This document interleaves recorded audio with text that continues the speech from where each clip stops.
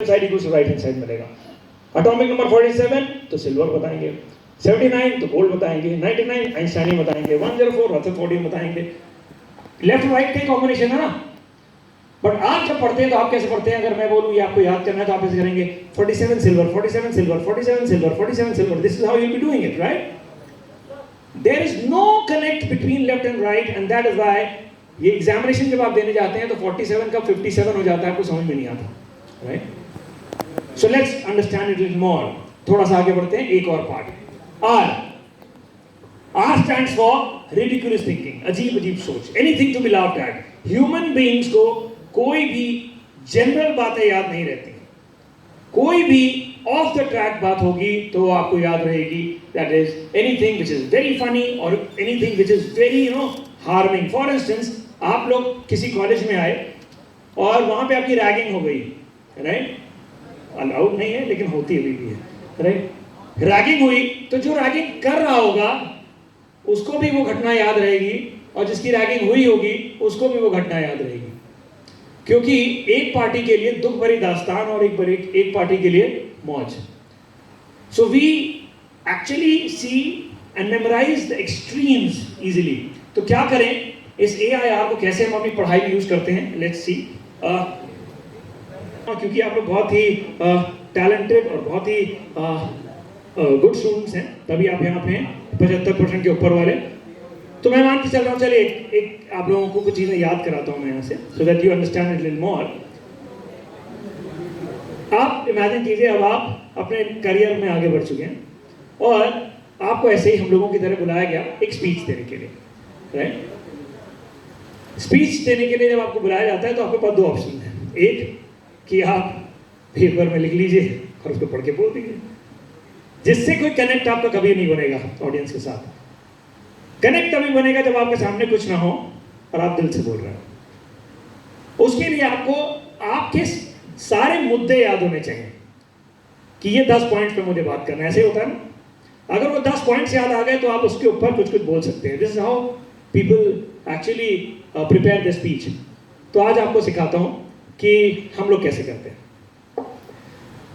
जिस भी जगह पे हम लोगों को अपनी स्पीच देनी होती है तो we reach there around 4-5 minutes beforehand, and what do we do, हम उस जगह को सीक्वेंशियली ऐसे देखते हैं ध्यान से और कुछ स्टॉप्स बनाते हैं। कैसे?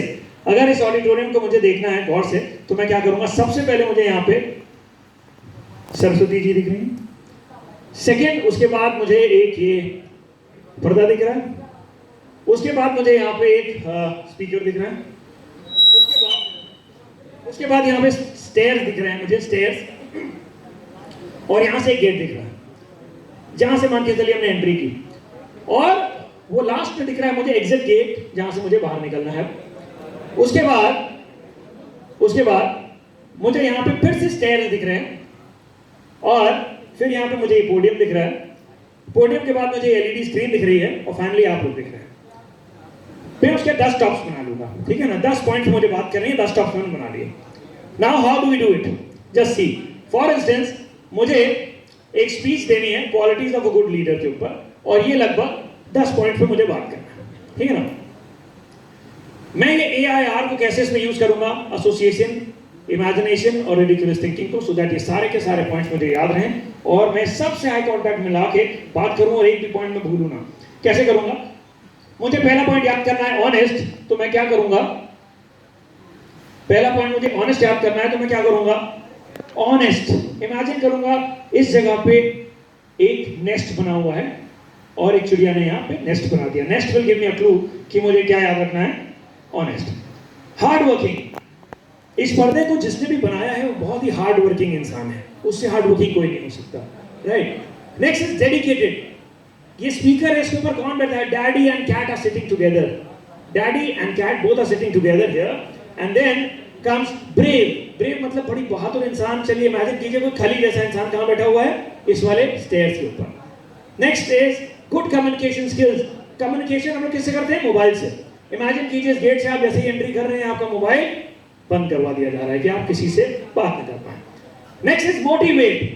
अब आप एग्जिट करेंगे इस वाले गेट से और इमेजिन कीजिए मोटी आपका वेट कर रही है, just imagine, right? Okay. Intelligent, intelligent, intelligent imagine कीजिए आइंस्टाइन जैसा कोई इंसान कहाँ बैठा हुआ है, आइंस्टाइन यहाँ पे बैठ के आपका इंतजार कर रहा है आपके वेलकम के लिए इस स्टेयर्स पे, right? Okay, next is patient. Imagine कीजिए इनको, बहुत ही बीमार आदमी है, इनसे बीमार कोई नहीं हो सकता, right? Don't mind sir, okay. Then polite, next stop is this. Imagine कीजिए यहाँ पे एक बड़ा सा पोल मैंने गाड़ दिया इसको स्टैंड करने के लिए ताकि मुझे पोलाइट याद रहे। And last but not the least, humble. आप सब बड़े ही हम्बल लोग हैं, आपसे हम्बल कोई नहीं हो सकता। अब फॉर इंस्टेंस ये सारे पॉइंट्स यहाँ से जा चुके, लेट्स सी आप इसको रिकलेक्ट कर पाते कि नहीं। इमेजिन कीजिए आप यहाँ है स्पीच देने के लिए। नाउ आफ्टर योर इंट्रोडक्शन आपको पहला पॉइंट बोलना है और आप यहाँ देखते हैं क्या आ जाएगा, ओके। और इस पर्दे को देख के वंडरफुल, इसको देख के ओके, और यहाँ पे ओके, और इस गेट को क्या, गुड कम्युनिकेशन स्किल, और एग्जिट गेट को ओके, मोटिवेट करिए आपका, ओके। और यहाँ पे स्टेप्स को इंटेलिजेंट, और ये बड़ा दुख हुआ इनको देख के और आपको देख के, और पॉइंट्स है।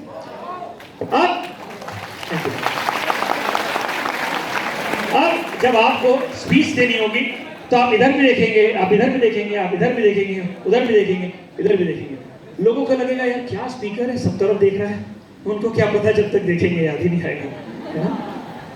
सो आपको इस तरीके से चीजें याद करनी चाहिए। बट लेट मी मूव है, तो 3 चीजें और then will conclude. Long answer याद करना ज्यादा आसान है या पिक्चर? Picture, okay.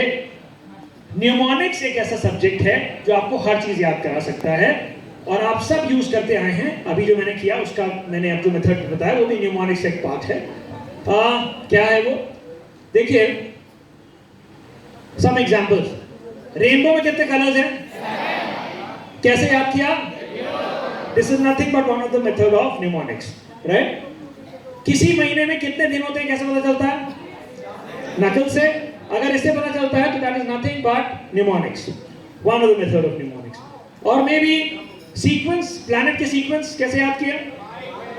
या बिल्कुल सही कह रहे हैं आप। My very excellent mother just served us nachos, may be like that. अगर ये लाइन याद है तो आपको सब याद है। न्यूमोनिक्स आपको चीजें बहुत फास्ट मेमोराइज कर सकता है। और अभी मैं आपको एक क्लू देके जाऊंगा लॉन्ग थ्योरी याद करने की। हाँ, ओके। आपके पास ग्लू है लेकिन मेरे पास क्लू है, ओके। खैर, आपको लग रहा होगा कि यहाँ सुनाई नहीं देता, लेकिन मजे की बात है यहाँ से सुनाई भी देता है, दिखाई भी देता है। आज आप अभी जैसे मान लीजिए some children are making fun of themselves, maybe कुछ समय के बाद वो खुद ही फन एलिमेंट बन जाते हैं, और ये हम अपने पास्ट एक्सपीरियंस से बता रहे हैं। So please understand that people should not laugh at you later on. अच्छा, एक क्वेश्चन पूछता हूँ। मान लीजिए मैं आपको कहूँ, मैं आपको 2 कैरेक्टर्स देता हूँ, एक कैरेक्टर लेफ्ट, एक कैरेक्टर राइट। मुझे बताइएगा कौन से कैरेक्टर की लाइफ स्टोरी को याद करना आपके लिए ज्यादा आसान होगा।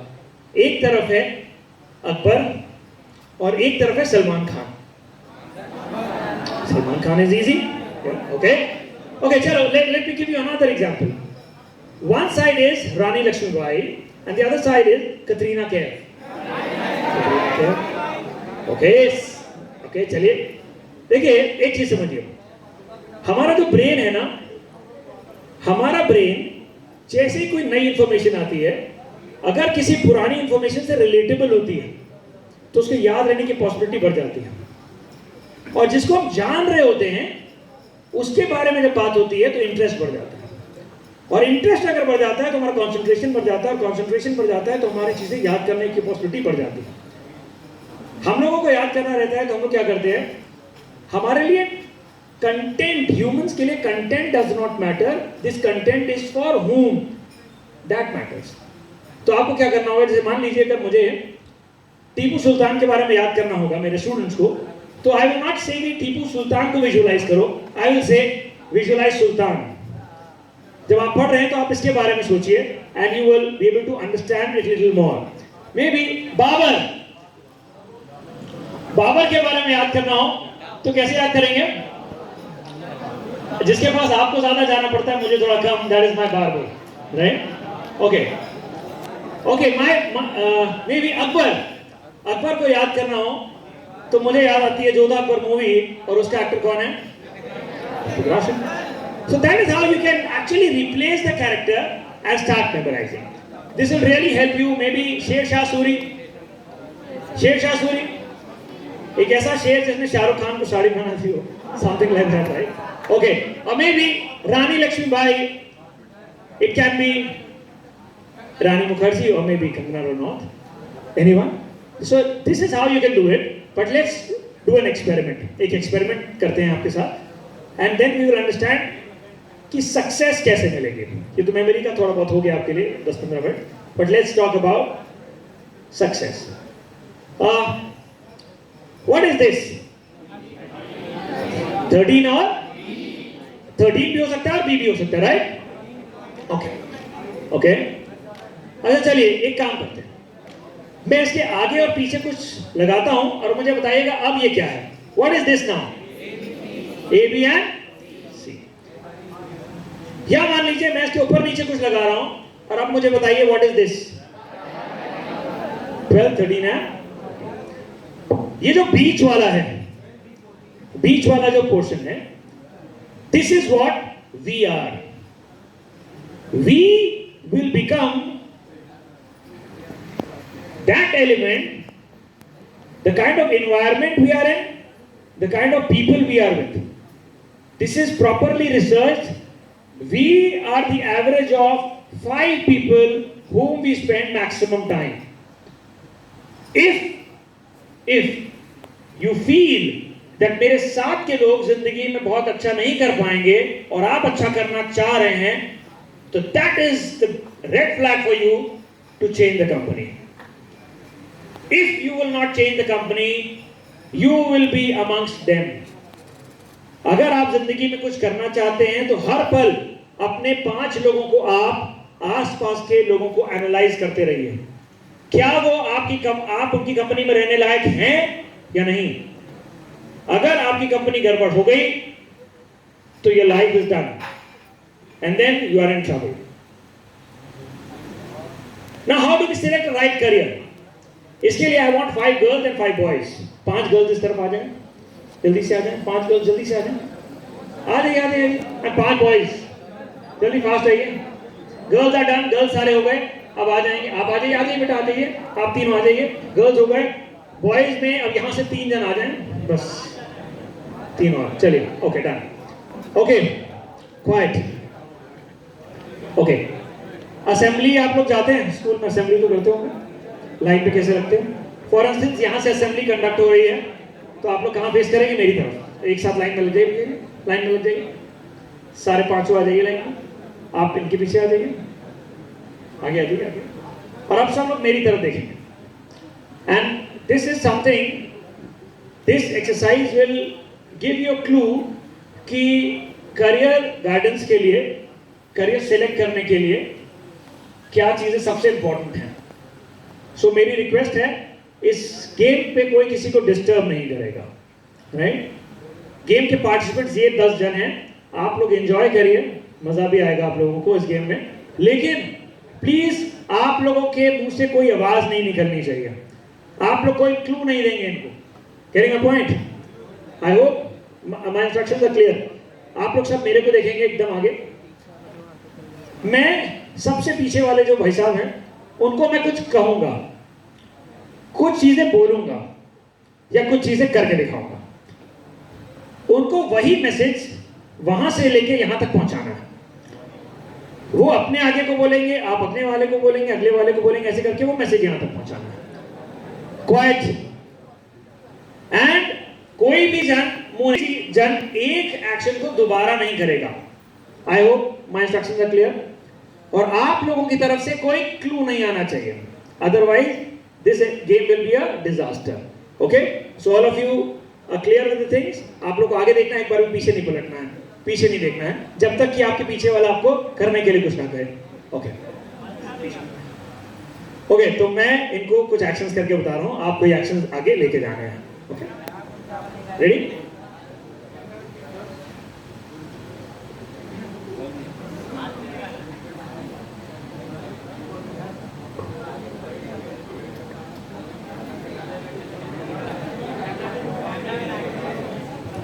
ओके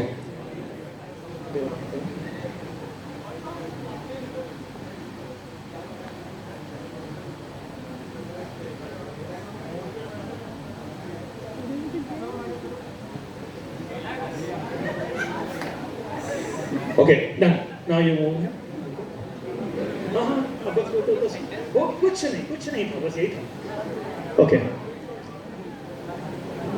स्टार्ट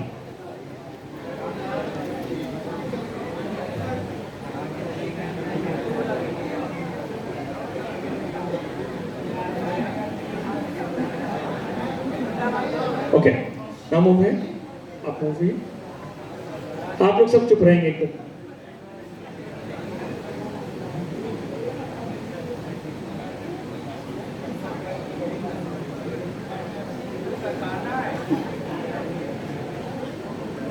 बात नहीं हो गया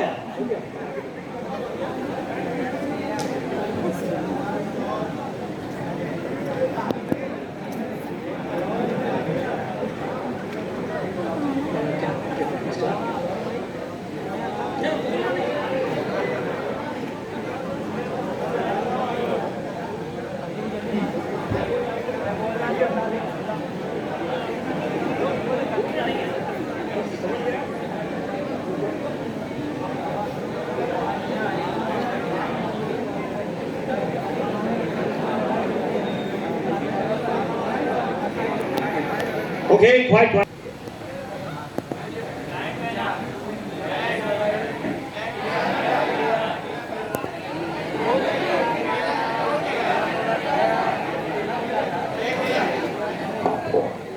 This was the message.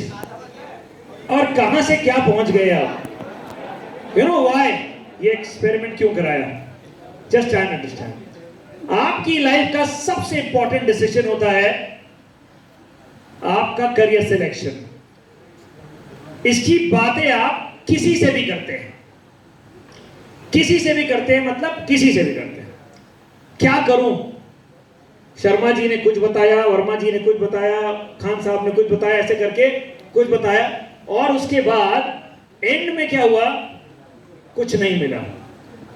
Do not talk about your career to any Tom Dick and Harry.